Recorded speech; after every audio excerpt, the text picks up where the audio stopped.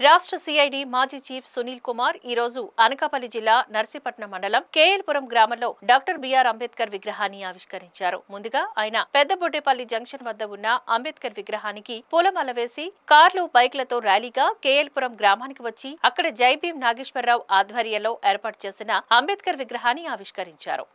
ఈ సందర్భంగా ఏర్పాటు చేసిన బహిరంగ సభలో సునీల్ కుమార్ మాట్లాడుతూ దళితులు నివసిస్తున్న గ్రామాలను, వార్డులను ప్రత్యేక దళిత పంచాయతీలుగా చేసి ఒక్కొక్క పంచాయతీకి 2 కోట్ల రూపాయల నిధులు ఇవ్వాలని అన్నారు. దళితులను దళితులే పరిపాలించుకునే విధంగా కృషి చేయాలని పిలుపునిచ్చారు. ఈ కార్యక్రమంలో మున్సిపల్ మాజీ chairman Gudibanda Adilakshmi, Mala corporation director Kondru Maridayya, Congress party DCC అధ్యక్షుడు మీసాల సుబ్బన్న, వివిధ రాజకీయ పార్టీల నేతలు పాల్గొన్నారు.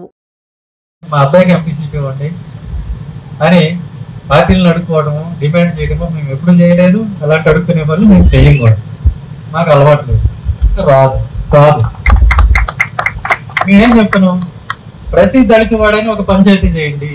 రాష్ట్రంలో ఉన్నటువంటి 3,000 పైగా జనాభా ఉన్నటువంటి 3,000 దళిత వాడని మీరు పంచాయతీలుగా గుర్తించండి.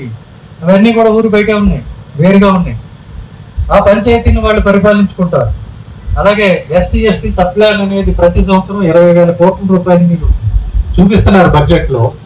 దానిలోంచి ఒక 6,000 కోట్లు కనుక ఈ 3,000 పంచాయతీకి ఇస్తే ప్రతి దళిత వాడికి, పంచాయతీగా మారిన ప్రతి దళిత వాడికి 2 కోట్లు వస్తాయి. ఇది మేము అడిగేది. దీనివల్ల ఎవరికి లాభం అండి? మీకు లాభమా, నాకు లాభం? మేము ఎవరి కోసం మాట్లాడుతున్నాం? మాట్లాడే వాళ్ళు ఎవరైనా సరే మీకోసం మాట్లాడుతున్నారా, వాళ్ళ కోసం మాట్లాడుతున్నారు అనేది మీరు దయచేసి గమనించమని కోరుతున్నాను.